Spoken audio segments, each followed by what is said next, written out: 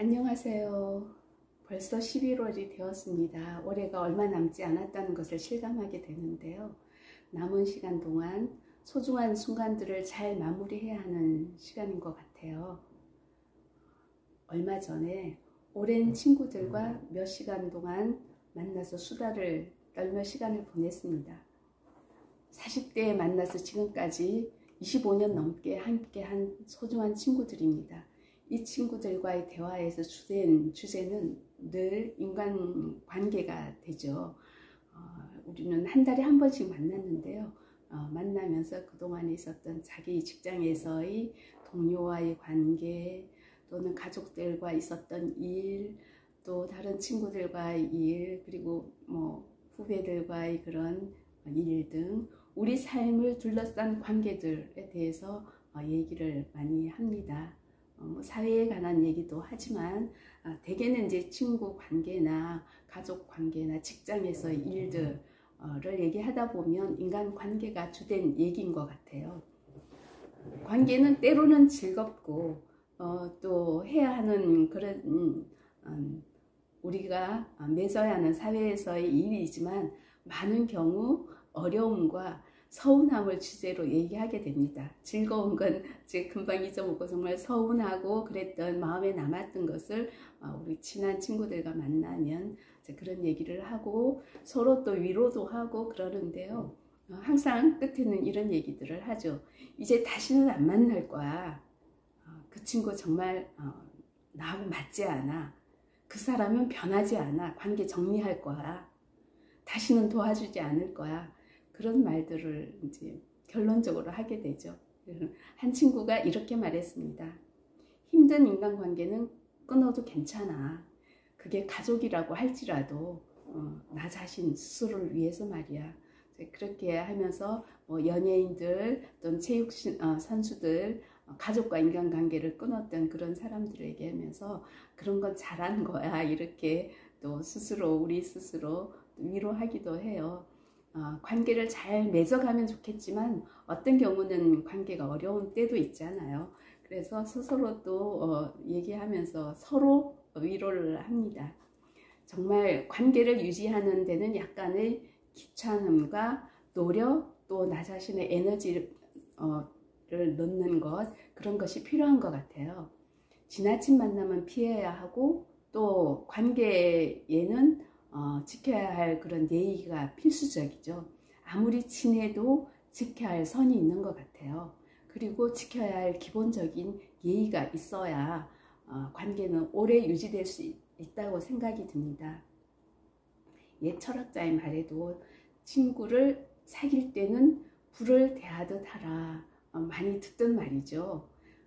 다가갈 때는 타지 않을 만큼, 멀어질 때는 얼지 않을 만큼, 정말 그 불 가까이 가는 정도가 어느 정도인지, 얼지 않을 만큼 멀어질 때가 어느 정도인지 참 힘들잖아요. 그래서 그것을 유지하려고 하면 에너지를 많이 쏟고 노력을 해야 된다라는 그런 내용이지 않을까 생각을 합니다. 그래서 관계를 잘 맺는다는 것은 에너지가 많이 쓰이는 일이다 라고 생각이 들어요. 그런데 우리의 일상생활이 모두 관계잖아요. 가족 관계, 직장에서의 인간관계, 사회에서의 친구들 만남에서도 관계, 그런 관계이기 때문에 늘 긴장하고 에너지를 쏟는 것 같아요. 이런 대화를 하다 보면 혼자만의 시간을 갖는 것이 얼마나 소중한지 다시 느끼게 됩니다. 그래서 저는 혼자 있는 시간을 좀 많이 즐기는 편인 것 같아요. 사실 제가 인간관계를, 친구관계를 그렇게 맺는데 그렇게 능숙하거나 그러지 않은 편이거든요. 그리고 관계를 좀 잘 하려고 많이 노력을 하다 보니까 에너지를 많이 쓰는 그런 편인 것 같아요.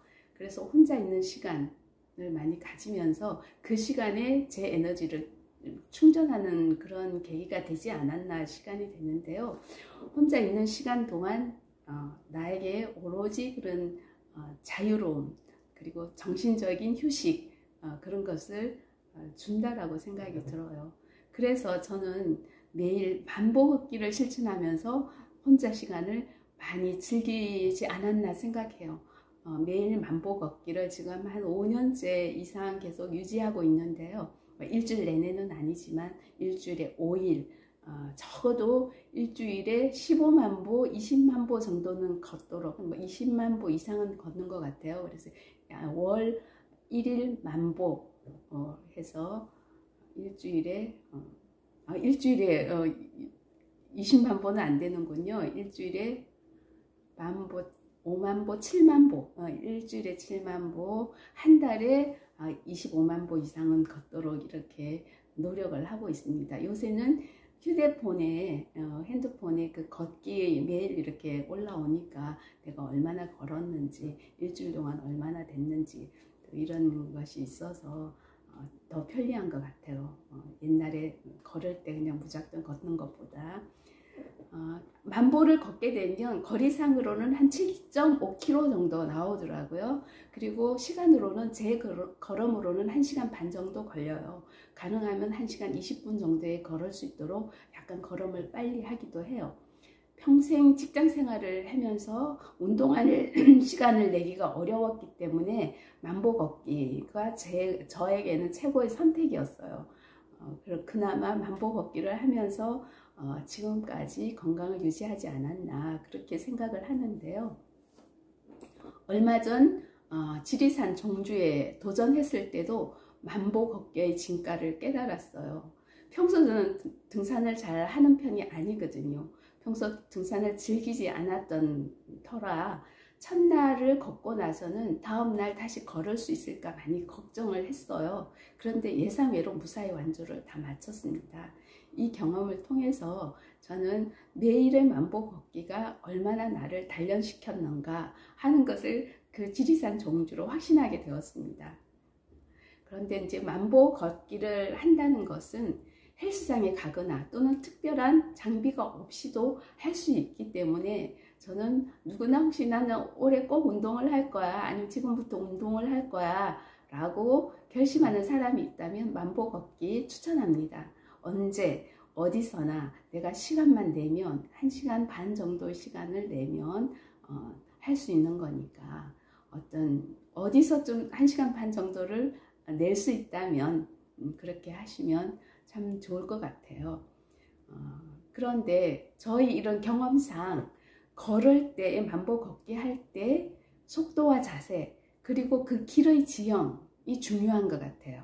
먼저 첫째 속도인데요. 그냥 노는 것처럼 걸어서는 그래도 효과가 있을지 모르겠어요. 하여튼 저는 천천히 걷다가 한 5,000보 이상 되면 그러니까 천천히 걷다가 점점점 속도를 높여서 5,000보, 그러니까 반 이상 걷는 정도가 되면 숨이 약간 차고 그 다음에 손수건으로 땀을 약간 닦을 정도, 그 정도의 속도로 걷고 있습니다.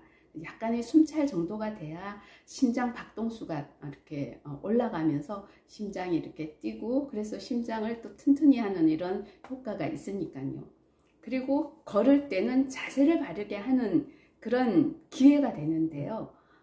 저는 걸을 때 가능하면 등을 곧게 펴고 어깨를 뒤로 필려요. 양 어깨를 뒤쪽으로 필려고 노력을 하면서, 의도적으로 노력을 하면서 걷고 있어요. 사실 직장생활을 오래 했기 때문에 서류 작업, 컴퓨터 작업하면서 어깨가 앞으로 구부정해지는 이런 것을 느끼게 돼요. 그래서 이 하루 걷는 1시간 반 정도 이 동안만이라도 어깨를 자꾸 피는 이런 노력을 하고, 특히 또 나이가 드니까 어깨가 앞으로 구부정해지는 걸 스스로 느끼게 되거든요.